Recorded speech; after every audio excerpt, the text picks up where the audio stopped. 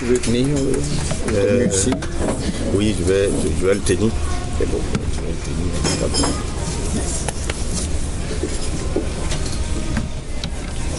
Bonjour tout le monde. Est-ce qu'on m'entend bien? On a bien mangé, hein? Alors, je vois des visages que j'espérais voir et qui sont venus, merci beaucoup. Et la table de mes invités aussi, tous ceux que j'ai invités sont venus. Mes beaux-parents sont là. Et ma belle-mère, et puis mon beau-père qui est à la caméra, et mon épouse qui a déjà été présentée. C'est en fait mon meilleur fan club. Eh bien, j'ai été démasqué. Je viens de la Côte d'Ivoire. Et je pense que mon accent le prouve aussi.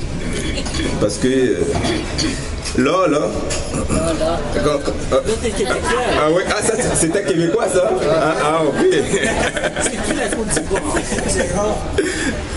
Ok, ben je vais mettre mon chrono parce que j'ai droit à 30 minutes pour parcourir avec vous les différentes étapes de ma vie. Et si j'ai bien révisé ma leçon, il s'agit de dire ce que j'étais avant Christ, comment j'ai rencontré Christ, et ce que je suis devenu après Christ. C'est ça, hein, André? Parfait. Oh, j'ai révisé ma leçon hier nuit. Je suis là pour vérifier si tu vas suivre. Ok, donc là, c'est ma mémoire qui... merci. Mais c'est pourquoi je m'en remets entre les mains du Seigneur, qu'il prenne le contrôle de tout ça. Alors, voilà. Je vais commencer au commencement. Quand mon papa n'avait même pas encore rencontré ma maman, non, ça va très loin. C'est allé un peu trop loin. On va commencer par mon enfance. Eh bien, vous avez entendu tantôt que j'ai fait des études dans le cinéma, donc il y aura des fois des anecdotes que je vais aller chercher dans les films. Est-ce qu'on a tous vu ou entendu parler de Astérix et Obélix? Oui. Ah oui, hein? Mais, moi aussi, parce que je suis tombé dans la potion magique à ma naissance. Je suis Obélix sur le plan spirituel. Quand je suis né, je suis tombé dans la foi chrétienne. À ma naissance, l'entourage dans lequel j'ai grandi, c'était des chrétiens. Mais j'avais un papa absent. Comme la plupart des pères, excepté moi et vous autres, quand il a fini, il a disparu. Et la première fois que je l'ai rencontré, j'avais 23 ans. Donc, excusez-moi, je ne vais pas trop parler de lui. Mais je l'aime beaucoup. Tout va bien maintenant entre nous. Mais il fallait une figure paternelle et c'était mon grand-père. Mon grand-père maternel, donc. Cet homme... C'était un homme dont la douceur était connue de tous. C'était un ancien combattant pour l'armée française dans la Seconde Guerre mondiale. Il s'appelle Alphonse. Alphonse, il a toujours été un homme doux, mais ce n'était pas une douceur qui était innée, c'était une douceur fruit de l'esprit. Chrétien converti, absolument dévoué à son Dieu, c'est un homme qui m'a marqué. Il n'était pas célibataire, il avait une épouse. Sa femme, par contre, elle était convertie. Elle aimait Dieu aussi, elle servait à l'église aux côtés de son époux. Mais sa douceur n'était connue de personne. Femme colérique, aux insultes faciles, avec elle c'était œil pour œil. Tu mailles sur ses pieds, elle te maudit. C'était une dame qui vivait constamment dans la peur. Peur de quand dira-t-on. Elle était aussi remplie d'inquiétude. Elle était inquiète pour tout. Ses enfants, ses petits-enfants, ses chats, les récoltes de la saison. Et quand les récoltes sont bonnes, elle est inquiète, est-ce qu'on pourra bien les vendre? Quand c'est vendu, est-ce que la récolte qui s'en vient sera bonne? Tout le temps dans l'inquiétude. Ils ont eu 2 enfants. Ou du moins 4, pardon. Ils ont eu 4 enfants. Et 2 de ces enfants travaillaient pour le gouvernement dans les grandes villes. 2 autres sont restés à leur chevet dans le petit village où je me trouvais. Il s'agissait de ma mère, Henriette, et de sa grande sœur, Paulette. Pourquoi tout était en et, je ne sais pas, mais à l'époque, Alphonse, il était vraiment passionné pour les noms en et. Sa première fille, d'ailleurs, s'appelait Jeannette. Maintenant que j'y pense, ma mère, c'est Henriette, ma première tante, Jeannette, et l'autre, Paulette. Ok. Bon, et il était inspiré dans ce sens-là.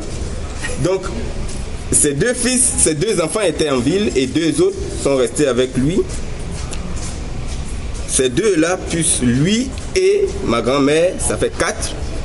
Ce sont ces 4 personnes qui vont arroser mon enfance. Alors, comme vous le savez, on dit toujours que les enfants n'écoutent pas, ils imitent.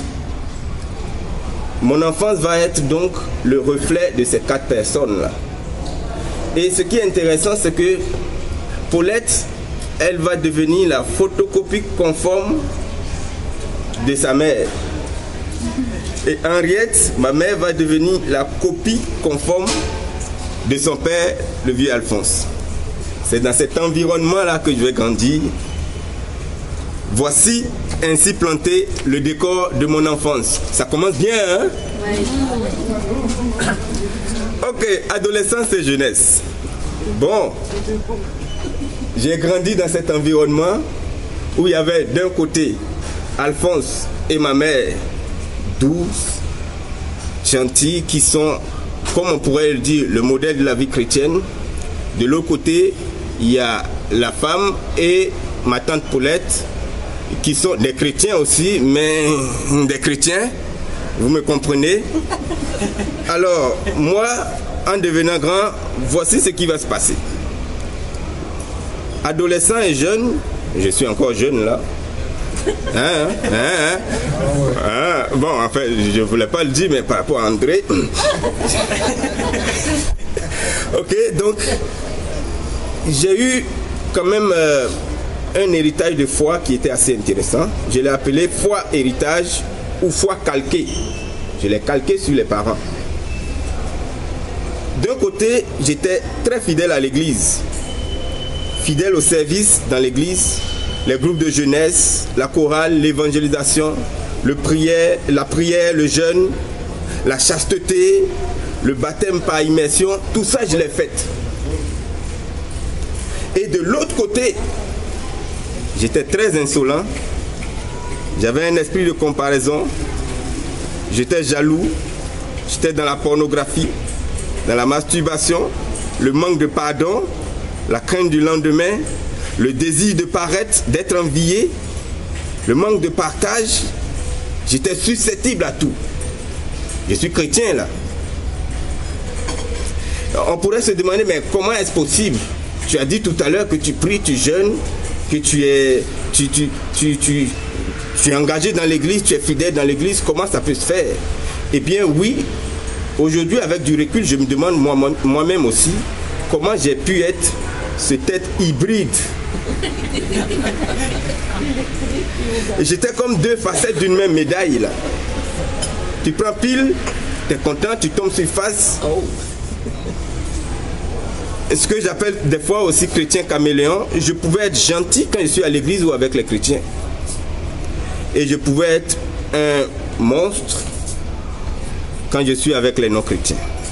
Alors voici la foi héritage, la foi calquée, un mélange de ce que j'ai vu et entendu dans mon enfance, une partie de la vie de chacune des personnes qui étaient présentes quand j'étais encore une page vierge. L'enfance est une page vierge. Et sur cette page-là, chacun doit écrire. Dieu est le premier à vouloir écrire. Mais souvenez-vous, quand Dieu entreprend un projet, c'est bizarre, Satan entreprend le même projet. Quand Dieu veut bâtir sur cette terre, Satan dit, je vais bâtir sur cette terre moi aussi. C'est ce qui est arrivé dans mon enfance. Il y avait donc la bonne semence et l'ivraie. Mais l'ivraie n'est pas encore quitté à cette époque où je vous parle actuellement, dans la jeunesse. Alors, qu'est-ce qui va se passer? Je suis donc un chrétien avec aucun remords. Je me crois un bon chrétien, en parfaite harmonie avec le Seigneur. Après la mort, j'avais la conviction que je vais rejoindre Christ. Et ce n'était pas faux là. La Bible dit clairement, celui qui croit et qui sera baptisé sera sauvé.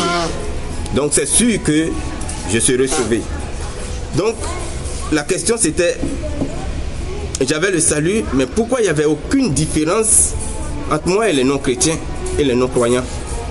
J'ai le salut, mais j'ai les mêmes peurs qu'eux, j'ai les mêmes doutes, les mêmes craintes, les mêmes angoisses. J'étais constamment terrassé, vaincu, devant une moindre adversité, incapable de pardonner, de partager, d'être patient, de supporter les personnes insupportables. Voici le chrétien que j'étais. Or, la Bible dit dans 1 Jean 4,4, vous êtes de Dieu et vous les avez vaincus parce que celui qui est en vous est plus grand que celui qui est dans le monde. Mais à l'image de ce verset, je pensais plutôt que j'étais un chrétien avec une vie pleine d'échecs. Où se trouvait donc ma victoire? Eh bien, à mon avis, en ce moment, ma victoire se trouvait dans les études. Parce que, malgré tout ça, j'étais un élève brillant au primaire, moyen au secondaire, un étudiant moyen à l'université. J'ai obtenu une maîtrise en sciences d'économie au bout de la ligne. Et j'étais passionné à l'idée de contribuer à la révolution économique dans mon pays un jour. Mais est-ce que la victoire dont parle la Bible est uniquement sociale? Est-ce qu'au regard de tout ça, je pouvais dire que j'étais victorieux comme le disait ce verset? Je veux dire, je regarde et je me rends compte qu'on n'a pas besoin d'être chrétien pour être socialement épanoui. Je me demande même si parmi les milliardaires connus en ce jour, il y a des chrétiens. Donc, c'était clair que j'étais un échec au regard de Dieu. Mais pour moi, tout était bien. Parce que je me voyais aller tout droit vers ce que je voulais. Ma passion pour l'économie. Il faut que je sois un grand économiste. Qu'un jour, je contribue à la révolution. Il faut que l'Afrique aussi puisse prendre sa place dans l'économie mondiale grâce à une découverte ou à quelque chose fait par Herman Boya. Dans les annales de l'écriture, oui, c'est en ce moment qu'on... Dans les annales de l'écriture, il faut que mon nom soit cité. Et je vous assure, j'étais passionné de l'économie. Donc j'avais ma vie que je vais comparer encore à un autre film que vous aimez bien, que vous avez tous vu sûrement, Titanic. Qui n'a pas vu Titanic? Bon, on a tous entendu parler de ça au moins une fois. C'est un grand navire comme ma vie, qui avait un pilote qui était moi. Et c'est moi-même qui menais mon bateau vers ma destination, l'économie. Il faut qu'on aille là-bas et tout allait très bien. Donc, pour moi, c'était l'échec. Mon Titanic naviguait tranquillement vers un haut poste en économie. Mais des icebergs vont commencer à heurter mon Titanic.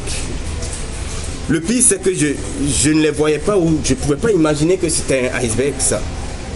Premier iceberg. Le revirement de ma passion. Malgré toute cette fougue pour l'économie, j'ai commencé à être super intéressé par le théâtre. Deux domaines qui n'ont rien à voir. De l'économie qui est purement théorique et le théâtre qui est pratique. Alors, je me suis inscrit dans le centre d'action culturelle du quartier où j'étais. J'ai fait une formation d'1 an. À la fin de la formation, le formateur vient me voir et dit « Toi, va t'inscrire à l'école nationale de théâtre parce que... » Bon, il pensait que j'avais un talent. J'imagine. Il trouvait que j'avais un talent, va t'inscrire. Ok, c'est ce que j'ai fait. Je passe le concours d'entrée à l'école nationale de théâtre de chez moi. Et figurez-vous, à l'entrée, je suis premier de classe. Il dit « Ah ouais, j'ai donc le talent en théâtre. » Petit à petit, l'économie est en train de se taire. Une autre passion est en train de prendre la place. Est-ce que j'ai toujours le contrôle de mon iceberg, de mon Titanic? Non, je commence à perdre le contrôle. À l'école de théâtre, j'ai fait 5 ans de formation au cours desquels je vais apprendre la mise en scène et l'interprétation scénique. J'obtiens mon diplôme et quand je sors, j'intègre une des plus grandes compagnies de théâtre du pays et je voyage dans presque tous les pays autour de la Côte d'Ivoire en train de faire du théâtre. Et juste après ça, je crée ma propre compagnie de théâtre dans laquelle je suis metteur en scène et directeur. Où est passée l'économie? On ne sait pas. Iceberg 2. Juste après la formation à l'école de théâtre, beaucoup d'événements vont me conduire à perdre le contrôle de mon Titanic, définitivement. Socialement, d'abord, je n'arrive toujours pas à subvenir correctement à mes besoins. Ça va me conduire à implorer la clémence d'un homme qui, à cette époque, était un inconnu. Je vais lui demander de m'héberger chez lui à la maison. Et c'est là-bas que Dieu va faire le grand travail pour m'arracher mon Titanic. Qu'est-ce qui va se passer? Au bout d'un an, cet homme qui était un homme de grand cœur va recevoir un autre qui était dans la même situation que moi. Et cet autre, il venait d'un pays voisin et il transitait par la Côte d'Ivoire pour aller en Europe. Alors, lorsque le jeune homme est arrivé, au bout de quelques semaines, il me fait asseoir, il dit, mais man, je veux te parler sérieusement, tu vois. Je viens du Burkina, le Burkina Faso, et je vais aller en Allemagne. Mais comme tu sais, cette question de visa pour nous, les Africains, c'est difficile. Moi, je pense que tu es là, tu vis chez quelqu'un et tu es aux dépens de cette personne-là. Battons-nous pour nous en aller d'ici. J'ai dit, ok, je t'écoute.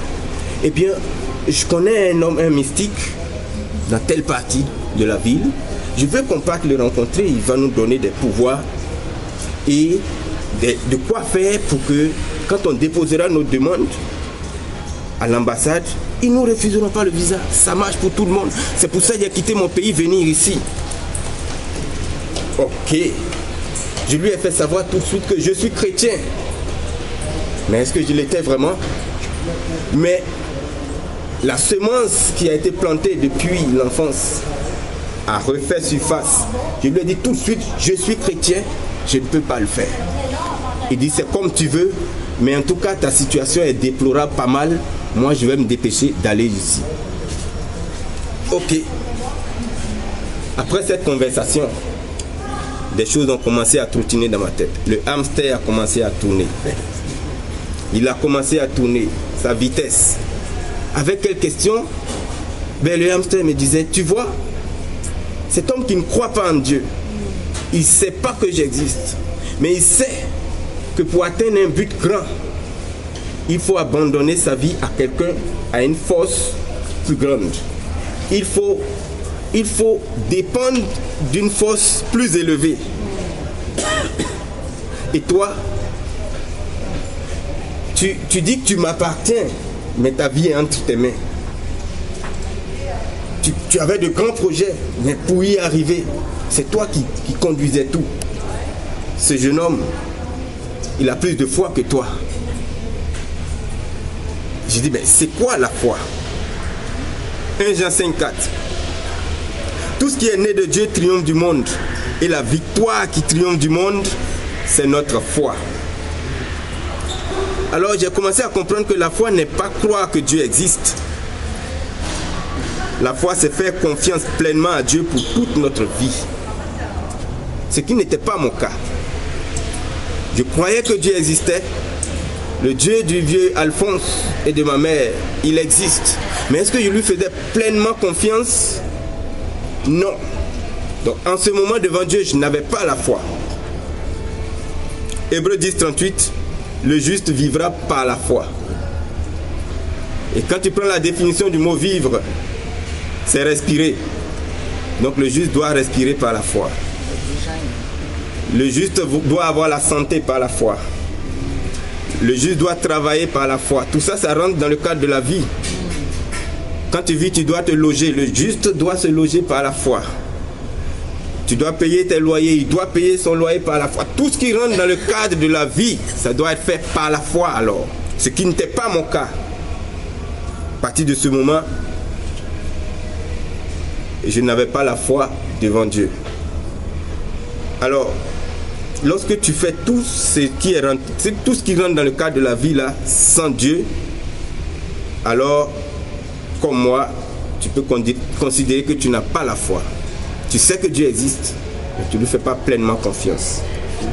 Ce qui me conduit à la troisième grande partie de mon témoignage, ma conversion. Ce que j'ai appelé aussi ma foi personnelle. Fini la foi héritage, fini la foi calquée, ma foi personnelle va commencer. Alors, suite à ce hamster qui tournait, je me suis assis un jour, j'ai pleuré devant Dieu, je lui ai dit, pendant longtemps, j'ai pris le contrôle de ce Titanic. Pendant longtemps, j'ai voulu diriger ma vie moi-même là où je voulais. Mais je m'abandonne à toi. Je te donne ma vie. J'arrête de vouloir aller où je veux. Prends ma vie. C'était difficile, amer, inimaginable pour moi. Mais il fallait que j'abandonne le Titanic.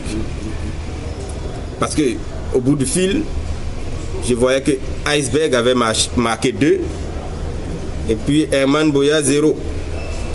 Quand tu es dans un match pareil où tu perds à 2 reprises, ben, abandonne-toi au créateur des Iceberg.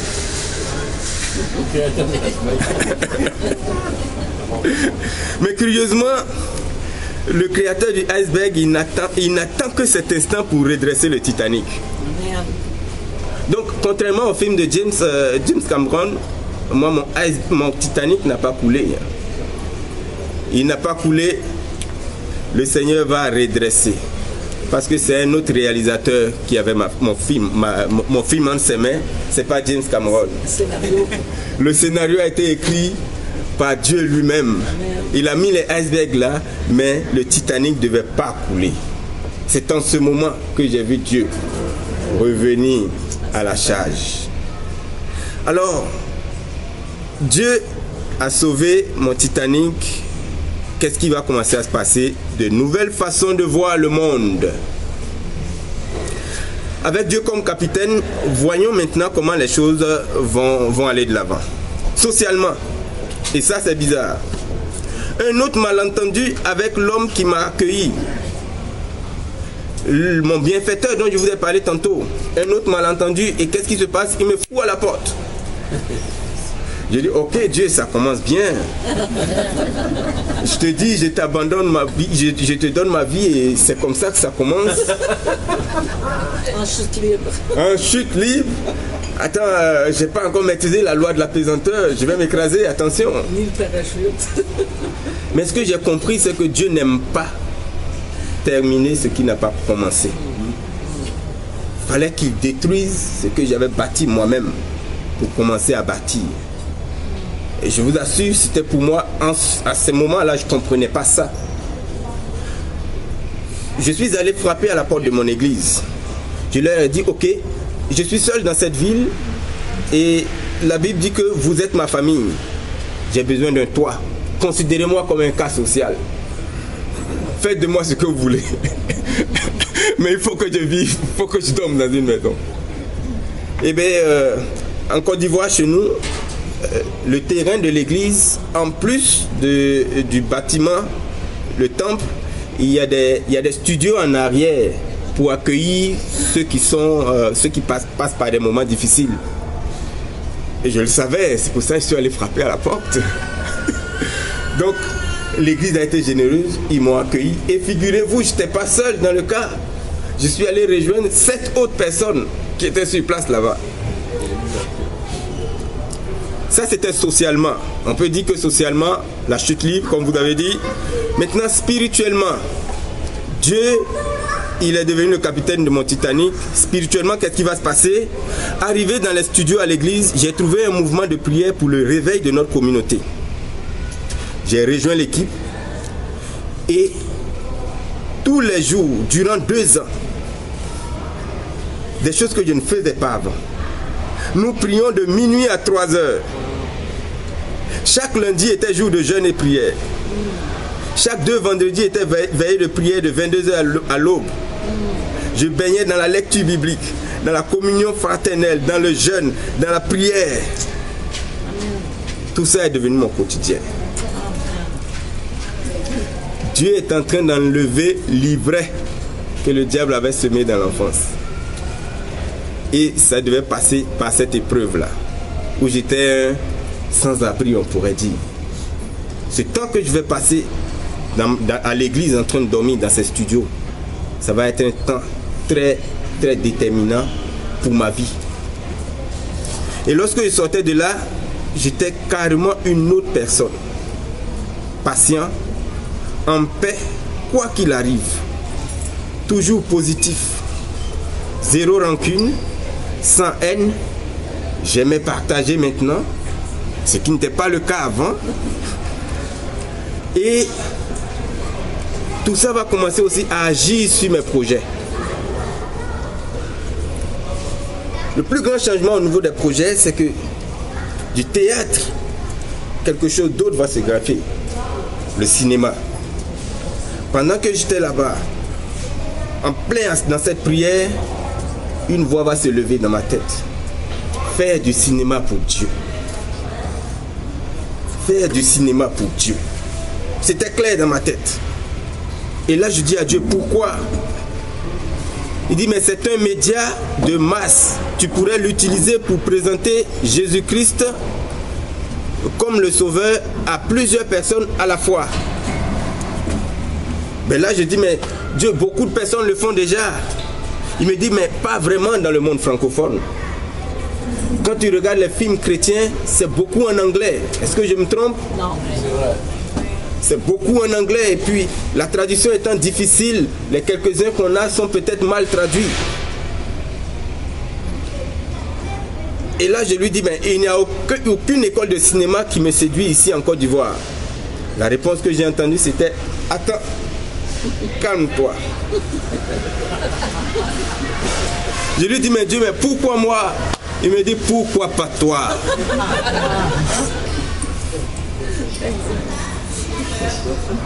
Pour moi, ce projet était irréaliste. Parce que quand j'ai entendu cinéma, je dis, si je dois faire du cinéma, il faut que ça soit comme Titanic de James Cameron. Qu'on dise, oui, le message de Dieu qui est passé avec toute la qualité de cinéma qu'il faut. Je ne vais pas faire de l'à peu près. Donc Dieu, je suis pauvre. Actuellement, je vis aux dépens de mon église. Je ne sais pas comment tu peux me faire une école de cinéma. Donc, ok. Mais ça me trottinait tellement. Je suis allé voir un homme de Dieu. Je lui dis, bon, voilà, j'arrive plus à vivre ma vie parce que chaque jour, j'entends cette voix. Qu'est-ce que je fais? Il m'a donné un conseil très efficace. Il dit, cher ami, écris ça sur un bout de papier et garde-le loin de toi. Oublie et fais ta vie. Parce que si c'est de Dieu, ça va refaire surface quand viendra le temps. Ce que j'ai fait, je l'ai déposé pendant 1-2 semaines. Je me disais, man, oublie le cinéma, oublie le cinéma, oublie le cinéma. Il faut que tu vives, oublie le cinéma, tu dois vivre, oublie le cinéma. Alors, quand j'ai commencé à oublier le cinéma, quelque chose d'autre va se passer. Je continue à faire du théâtre. Je suis dans cette grande compagnie de théâtre. Nous parcourons des endroits huppés du pays. Quand je découvre un autre genre musical assez singulier quand même, je vois des personnes qui viennent, ils prennent le micro et ils parlent. Et quand ils parlent, c'est intéressant, c'est assez, ça m'emballe. Je dis, mais c'est quoi ça? J'ai commencé à me renseigner, on dit, on appelle ça le slam. J'ai dit, le slam, mais c'est intéressant ça. Tu pourrais prendre ça pour servir Dieu. Je dis, non, voyons. J'ai jamais fait de musique, j'ai fait du théâtre. Quel rapport? Ça c'est tu. On va à un autre endroit. Avant qu'on passe, notre compagnie passe, on reçoit un slammer. Je dis non, c'est bon. Tu pourrais servir Dieu avec ça. Ça devenait un autre refrain qui remplaçait le cinéma. Un jour, notre compagnie est allée au Burkina, dans un autre pays. Et une fois là-bas, je suis allé voir un spectacle de théâtre. Avant le début, il y a un slammer qui est venu. J'ai dit non, attends, trop, c'est trop là. Partout où je vais partir, je vais voir un slammer. C'est décidé, je vais faire du slam. C'est dans ce pays étranger, je suis sorti de cette salle, je suis rentré dans ma chambre d'hôtel, j'ai pris un bout de papier, j'ai commencé à griffonner mon premier texte de slam. J'ai dit, il faut qu'on fasse du slam. On doit le faire pour Dieu. Ça m'a pris des semaines et des semaines. Arrivé dans mon église, j'ai pris un frère qui avait une guitare, j'ai dit, bon voilà, j'ai écrit quelque chose, il faut m'accompagner avec la musique, je vais dire ça. Ce qu'il a fait, quand j'ai fini de dire le texte, il dit, waouh, c'est beau ça. J'ai dit, oh, ouais, doucement. Il dit, va dire à l'église, tu as présenté ça à la fête de Pâques, on était aux environs de la fête de Pâques. Quand c'est arrivé, je dois checker mon heure. Ok. Hey! C'est vrai ça? Ok. Donc, waouh. Donc, ok. Donc, j'ai présenté mon premier titre dans mon église et paf! Des gens ont été vraiment impressionnés. Des personnes que je respectais sont venues me dire, Herman, ce que tu as, c'est un talent que Dieu t'a donné, développe-le. Voilà d'où est parti Herman le slammer. Là, on va essayer d'accélérer un peu. C'est vrai, hein, André? C'est de là qu'est parti Herman le slammer. Oui. Ok. C'est ça, parfait. C'est beau. Donc, le slammer est né. Pour moi, le cinéma a oublié. On va faire le slam. Il dit, ouf, donc cette affaire-là, wow, donc Dieu voulait que je fasse le slam, mais le cinéma est venu me berner. Merci Dieu, tu m'as donné la bonne révélation. On va faire le slam pour le Seigneur. Alors, j'écris mes textes, j'ai fait mes pré-maquettes. Très vite, je trouve un producteur, un disque sort, un disque de 11 chants à ce moment-là. Et mon disque sort sur le marché, sur Top Chrétien. On lance le disque, les commentaires sont vraiment intéressants. C'est parti de mon pays, un vidéoclip, ça tourne même sur la télévision nationale. Je suis slammer. Pendant ce temps, Herman, c'est un beau jeune homme. Je suis beau, hein? André, tu es tout le temps, sois précis. Non, sur le temps, je te parle du temps. Ah, ok. fallait pas que je reste seul quand même. Ok? Donc, fallait trouver une âme sœur. Entre-temps, j'étais en communication avec une dame ici au Canada. Elle avait 70 ans environ. On avait entretenu une communication à travers Top Chrétien. À l'époque, on pouvait se parler. Et un jour, je lui ai dit, bon, voilà, là, il faut que je trouve une femme. Est-ce que par chez vous, là-bas, tu peux me... Elle dit, non, au Canada, toi, avec la foi que tu as, là, il n'y a pas de jeune fille de ton âge qui aime Dieu ici. Ici, on est tous... Bon, je ne vais pas dire vieux, mais on est tous sages ici, ceux qui vont à l'église, qui aiment Dieu. Je lui dis, donc, la jeunesse, il n'y en a pas là-bas. Elle dit, il y en a, mais dans mon environ, je ne trouverai pas. J'ai dit, ok, je suis rentré dans sa liste d'amis, à son insu, et j'ai vu la photo d'une belle demoiselle. Sa photo de profil, c'était sa photo de baptême par immersion. J'ai dit, mais attends, s'il n'y a pas de jeune fille là-bas qui est chrétienne, pourquoi elle pose sa photo de baptême par immersion? C'est qu'elle aime Dieu. Je lui envoie l'invitation. Je lui dis, je veux qu'on soit amis. Histoire courte. 3 ans plus tard, je l'ai épousée. Et la voilà là-bas.